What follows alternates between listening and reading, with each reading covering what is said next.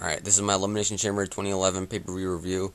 I originally did review this pay-per-view, but it was a two-parter. It went on way too long, and I realized I severely underrated this pay-per-view. This was a very good show.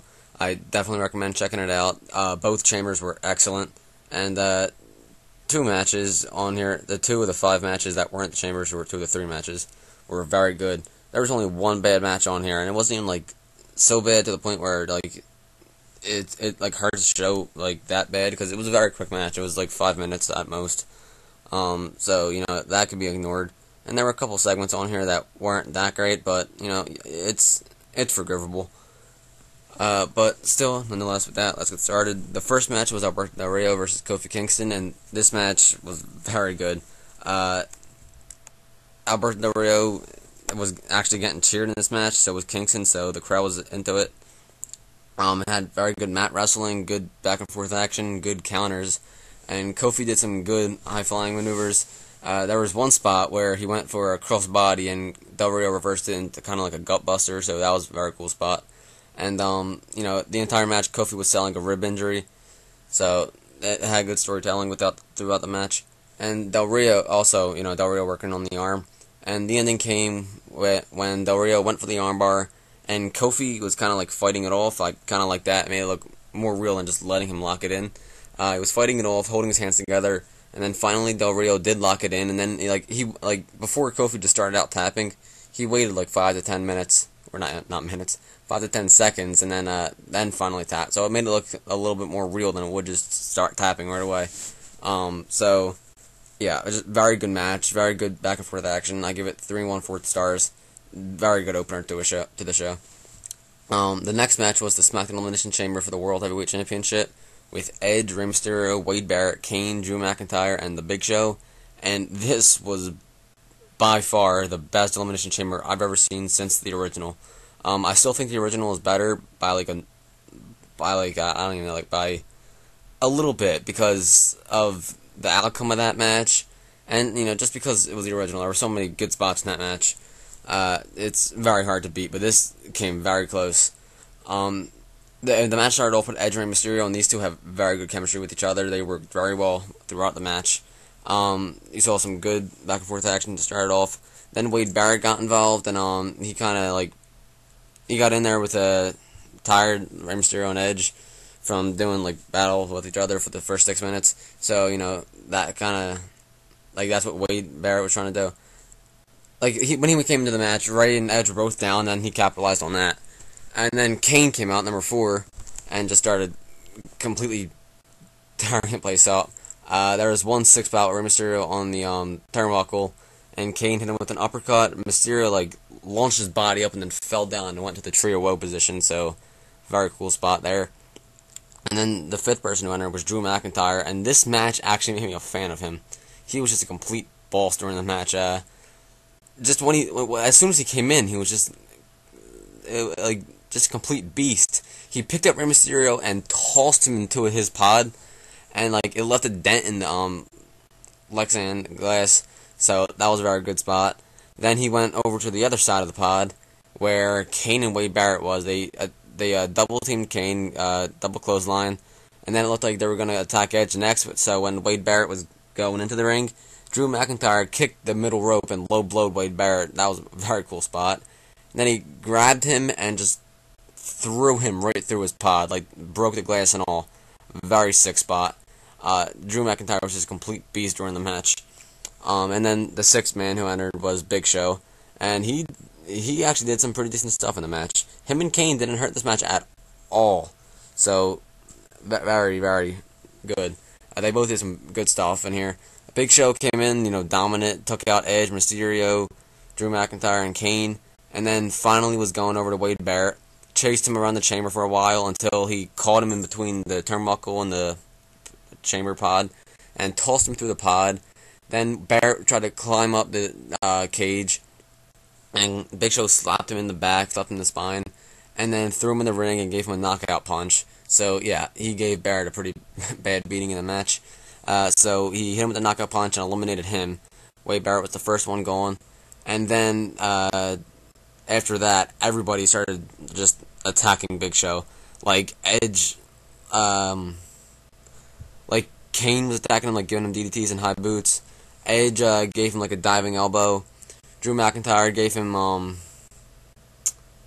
the Future Shock DDT, and none of that finished him. So then after that, Mysterio was on top of the pod, and he gave him a senton, which actually brought Big Show down. Then you saw Kane, I think, give him a DDT. Then they kicked him to the ropes. Mysterio gave him like a 619. Edge gave him a spear. Then Kane took out Edge and Mysterio, and he chokeslammed Big Show. So yeah, Big Show took a bad beating, almost worse than Wade Barrett. Or scripted worse. Of course, Barrett went through a pod, so you know that's gonna be worse. But still, nonetheless, Kane eliminates Big Show when he gave him a choke slam. And then Drew McIntyre went for like a dive and clothesline on top of the turnbuckle, and then Kane caught him, gave him a chokeslam, eliminated him. So it was left with Edge, Rey Mysterio, and Kane, and the way Kane got eliminated was a very good spot. Mysterio went for a senton, and Kane reversed it. Then he was trying to go for the Hurricane Rana, and he was kind of like in a pile driver like position. Mysterio was upside down. Then Edge gave them both a spear. It was like a double spear with Mysterio upside down, so that was a very good spot. Then he pinned Kane, and then it was left with Edge and Mysterio. Then Kane went ballistic and attacked both of them. And then Mysterio and Edge got like 10 minutes by themselves in the match, so very good. Lots of good false finishes in the match. And, you know, it had you believing that Mysterio could win, because, you know, Del Rio was his feud when Del Rio first debuted in the WWE, so I actually believe that Mysterio could have won. You know, Mysterio went into the ropes, and then Edge went for a spear, jumped over Edge. He hit him. He hit his head on the turnbuckle. Then Mysterio went into the ropes, and Edge cut him on the rebound and speared him. Mysterio kicked out of that. Then he gave Edge a 619 and a splash. I think it is. Like I think he gave it a name, but I'm just gonna call it a splash. It was a body splash off the rope. You know, the movie follows up with the 619, and then Edge kicked out of that. And then he hit him with another 619 and went for the Eddie Guerrero frog splash, but Edge caught him in midair and speared Mysterio. So, yeah, Mysterio took 6 spears throughout the match. So, he took, out of all of them, he took the worst beating. Worse than Barrett, worse than Big Show, worse than anybody. He took a very bad beating. I mean, you have to see the match to just see how, like, bad he was fucked up. And, yeah, Edge did pin Mysterio after that spear, so Edge retains, predictably. But, you know, in a way, it's good too, because it was the first world champion to be defended in the chamber in 5 years and be retained. So that was good. Then after the match, you saw Del Rio come out, attack Edge, put him in the armbar, and then Christian returned. A huge markout moment for me. I'm a huge Christian fan. Probably in my top 5, if not at the top superstars. The only one that I can think of that's even topping him is Undertaker, and I don't know. I just love the Undertaker. His returns are getting annoying, but still, he's still my favorite wrestler. But Christian is probably a close second. So yeah, Christian returning, very cool to see. Beat the piss out of Del Rio, gave him a kill switch, and then went to the back, and Edge then speared Del Rio, and then he went to the back as well. So very cool spot. Next spot was a Jerry Lawler interview. You know, a very believable interview, just a good interview, a good segment. It's like a sincere interview with his, like, they brought up his mom and all that, and how he never won a WWE Championship, so, you know, it was a very good interview.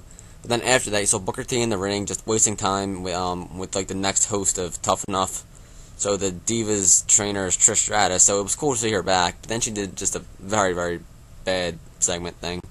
It was like, I don't know, it was like a play on, like, If You Smell What the Rock Is Cooking, like a Rock, Booker T, and just Trish, like, all of their promos mixed in one. It was horrible. Like, I don't even know what to say.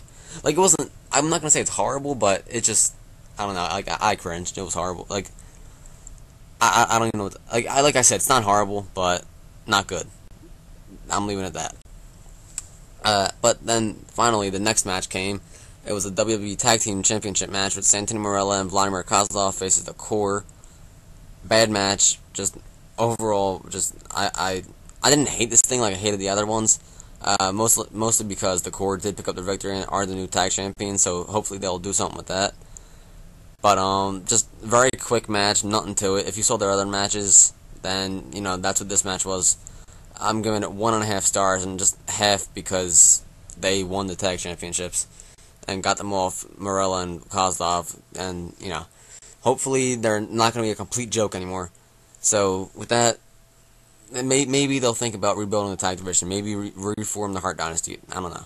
But then the next match, or the next segment, was Vicky Guerrero came out, pleaded with Teddy Long to get Dolph Ziggler to rehire Dolph Ziggler. Then he came out and said he's in a rehiring move, but instead he rehired Kelly Kelly. She attacked Vicky. Then Cool came out, attacked Kelly, and then Trish came out and then botched the Stratosphere. But still, cool to see her in the ring. I don't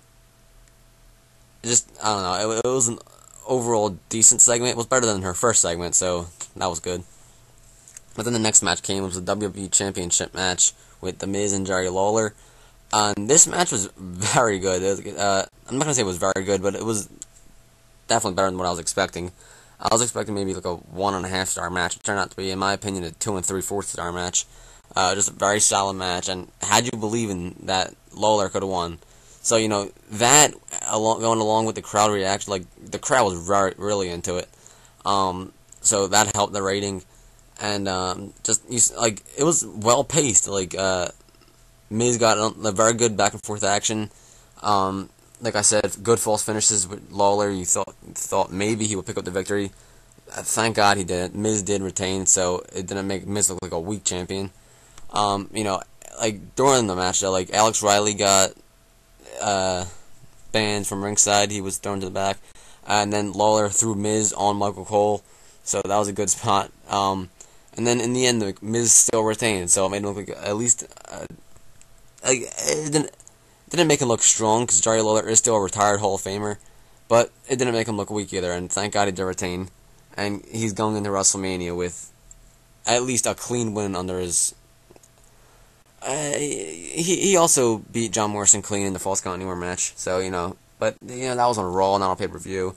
If this would have been John Morrison, that would have been better for The Miz, booking-wise, to go into WrestleMania and look like a strong champion. But still, nonetheless, this match was still very good. 2 3/4 star. It definitely surprised me. Next match was the number 1 Contenders Raw Elimination Chamber match. I think I forgot to rate the Smackdown Elimination Chamber. I rated that 4.5 stars. Very good chamber. But this match, it was, again, a very good chamber. Not as good as the Smackdown one, but still just a very good one. And mostly because of John Morrison. I say that if John Morrison wasn't in this match, it would have been 3.5 stars, maybe even 3 1/4. It was a very plain chamber. It was like a New Year's Revolution 2006 chamber with John Cena, Kurt Angle, Chris Masters, Carlito. I think Shawn Michaels was in that one. It was just a very they didn't utilize the chamber as much as the SmackDown one, except for John Morrison, who used it very well. I saw some very good spots with him. The most notable, which everyone was talking about, is when he climbed to the top of the chamber, like the TNA Steel Asylum, and just delivered a crossbody on the Sheamus. He kind of really just fell on him, but I'd like to see you die from that height. So it was a very cool spot. That's how he eliminated Sheamus. Him and Sheamus did start off the match. He eliminated Sheamus that way. Sheamus was the first elimination, I think. Oh no, hold on. So yeah, Morrison and Sheamus started off the match. They worked well with each other. Very good start to the match. Then Orton came out and was being Randy Orton. Then CM Punk came out. He got stuck in his pod. Orton attacked him, delivered an RKO, and eliminated him. So at that moment, I was like, oh, what the fuck? They completely buried CM Punk. It's not good going into WrestleMania. But then the GM thing rang the computer. I fucking hate that computer. And then said CM Punk didn't get a fair start, to put him back in his pod. So that was good for CM Punk, but not good for the match. It did kind of hurt the match and brought it down a little bit, in my opinion.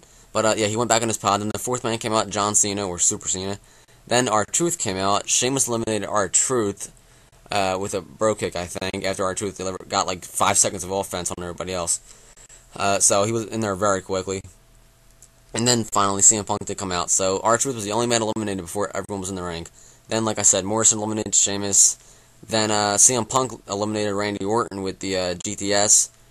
Then CM Punk eliminated John Morrison with the GTS too, after just brutal attacks from all of them. They got 10 minutes with those three. Then John Cena eliminated CM Punk with an FU on the grate outside.